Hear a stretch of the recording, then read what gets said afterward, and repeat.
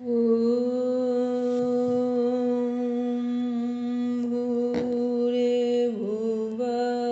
स्वाहा तत्सवितुर्वरेण्यं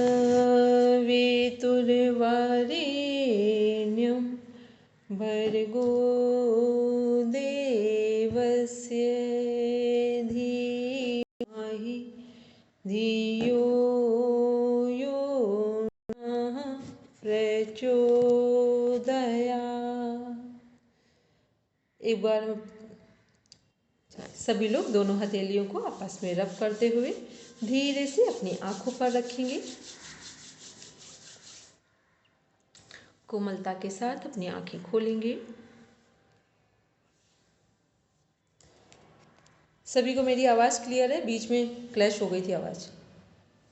चलिए यस मैम, क्लियर है। चलिए ठीक है। सब लोग अपना अपना सिलेबस लिए हैं, साथ में है? एक बार सिलेबस उठाएंगे अपना।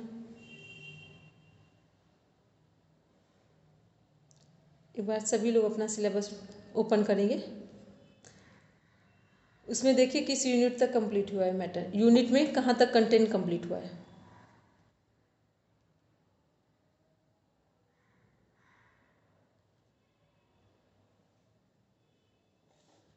मैम सांख्य दर्शन तक का। सांख्य दर्शन सब लोग देख लीजिए कहाँ तक कंप्लीट है।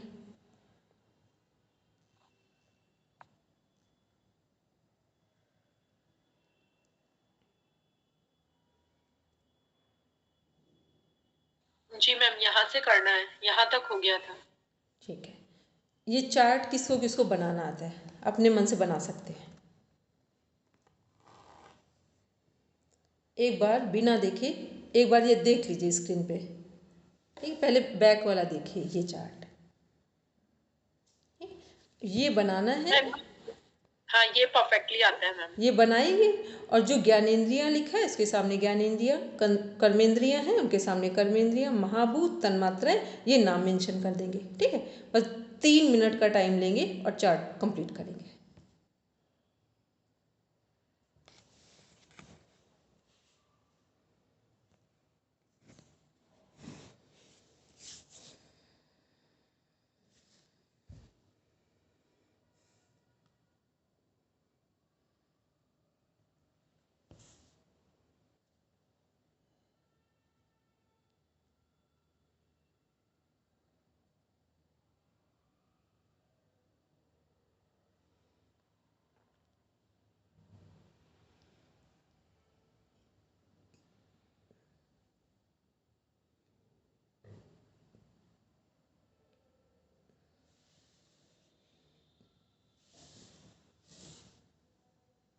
मैम राइट करके क्या सेंड कह करना रही है क्या?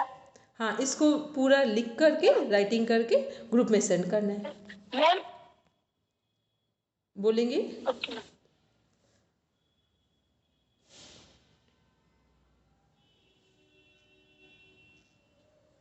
मैम। मैं पूछ रही थी इसको राइट करके ग्रुप में सेंड करना है। मेरे पास तो थोड़ा शोर है तो वो क्लियर नहीं है। कोई बात नहीं, अगर लिख पाओ राइटिंग कर पाओ तो राइटिंग करके शेयर कर देना, नहीं कर पाओ तो आराम से थोड़ी देर वेट कर लो, रिमाइंड कर लो माइंड में।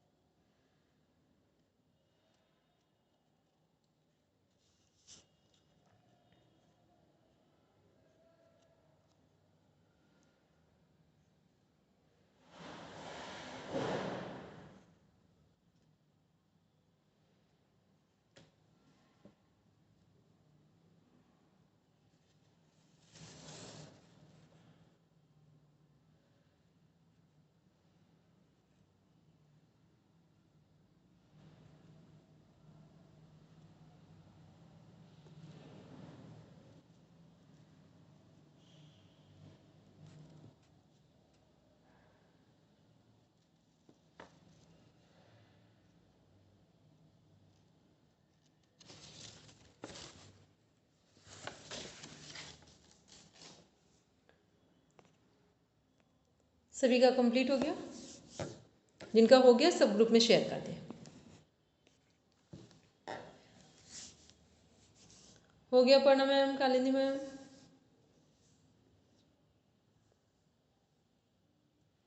यस मैम, रह गया कर रहे हैं। ठीक है, चलिए अब हम लोग आगे देखते हैं, कंटिन्यू करेंगे। सांख्य दर्शन विश्व का कारण मानने के लिए प्रकृति की स्थापना करता है। ठीक है, सत्कारवाद का सिद्धांत याद है, किस पर आधारित था? कार्य एवं कारण पर, कि कोई कार्य तभी होगा जब उसके पीछे कोई कारण होगा। तो सांख्य दर्शन विश्व का कारण मानने के लिए प्रकृति की स्थापना करता है, क्योंकि जब प्रकृति होगी तभी हम कह सकते हैं कि पुरुष का स्वरूप क्या होगा। ठीक है, योग दर्शन विश्व का कारण मानने के लिए ईश्वर की स्थापना करता है। योग दर्शन किसकी स्थापना कर रहा है?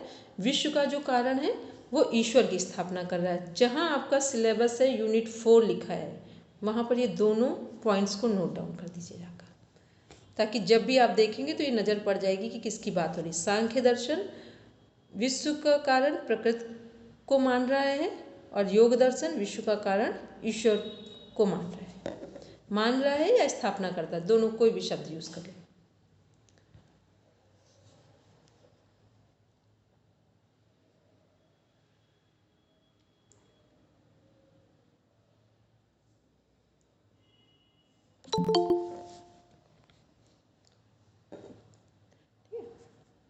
क्लियर हो गया कि सांख्य दर्शन विश्व का कारण प्रकृति के कारण मानने के लिए प्रकृति की स्थापना करता है, और योग दर्शन ईश्वर की स्थापना करता है।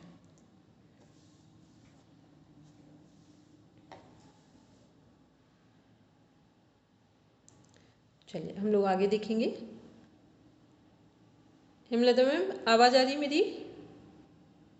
आ रही है। अरे ठीक है, ये हम लोग देख रहे हैं, यहीं से हमने शुरू किया। इसके पहले हमने केवल 4 इनसे कंप्लीट कराया था, जो 24 तत्व हैं प्रकृति के। ये है सांख्य दर्शन।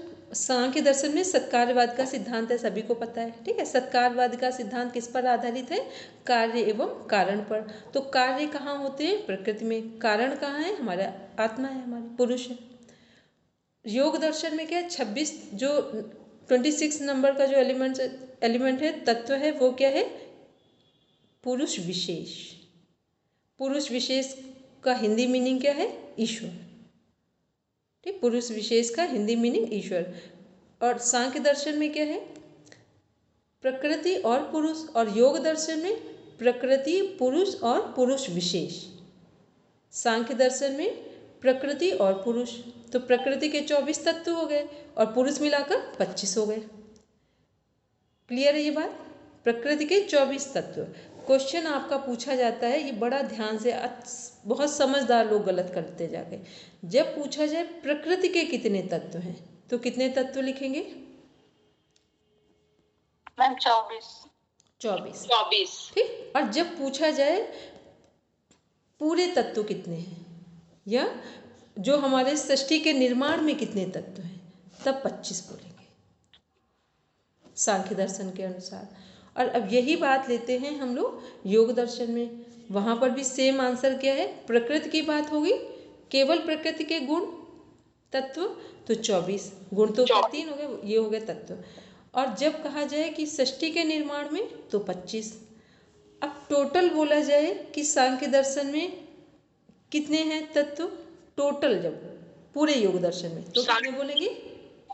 26। तब 26 बोलेंगे। ठीक, अगर वहाँ योग सांख्य दर्शन में पूछा जाए कंप्लीट कितने तत्व हैं, तो 25 हैं। योग दर्शन में जब कंप्लीट की बात कर दी जाए तो कितने बोलेंगे? 26 बोलेंगे। फिर पूछा जाता है इसमें से अलग कौन सा तत्व है जो सांख्य में नहीं है, तो पुरुष विशेष, जिसे ईश्वर की संज्ञा दी गई है। ठीक है, चलिए पढ़ेंगे रचना जी। सांख्य दर्शन के 25 तत्वों का विस्तृत अध्ययन। सांख्य दर्शन में मुख्य रूप से सांख्य का संबंध तत्व ज्ञान से है। यह तत्व ज्ञान प्रकृति और पुरुष, शरीर और आत्मा, जड़ और चेतन, पार्थक्य का ज्ञान है। प्रकृति अचेतन, अव्यक्त, जड़ तत्व, सक्रिय, भोग्य व परिणामी है। प्रकृति 5 महाभूतों से मिलकर एक बनी मिनट रुकेंगे रचना जी। ये सभी क्वेश्चन है, कम से कम 5 to 10 क्वेश्चन बन रहे हैं पहली लाइन में। फर्स्ट में पूछा जाता है अचेतन किसका गुण है, पुरुष का या प्रकृति का? प्रकृति का। ठीक। अव्यक्त किसका गुण है? प्रकृति का। चेतन किसका है?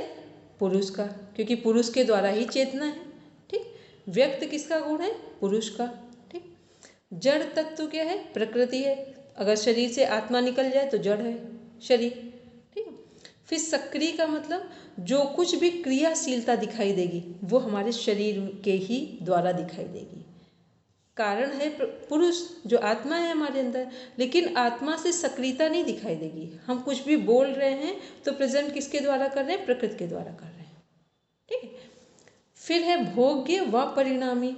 भोग्य का मीन्स जितना भी हम सदुपयोग करेंगे इस सृष्टि में किसके द्वारा करेंगे? प्रकृति में ही करेंगे। ठीक। परिणामी का मीन्स क्या है? हमने आपको बोला और आप सुन पाए, ये परिणामी हो गया कि उसका कुछ रिजल्ट आएगा।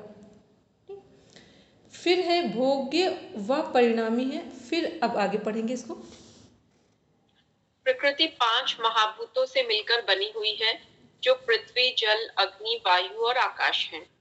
प्रकृति को त्रिगुणात्मक अर्थात सत्व, रज एवं तमोगुण युक्त माना गया है। तीनों गुण विरोधी होने के बावजूद भी प्रकृति में एक साथ पाए जाते हैं।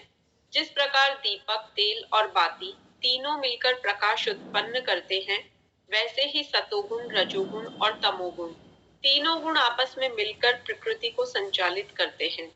प्रकृति शब्द प्रकृति से मिलकर बना है। प्र का अर्थ है प्रकर्ष, अधिकता या विस्तार, और कृति का अर्थ है निर्माण करना।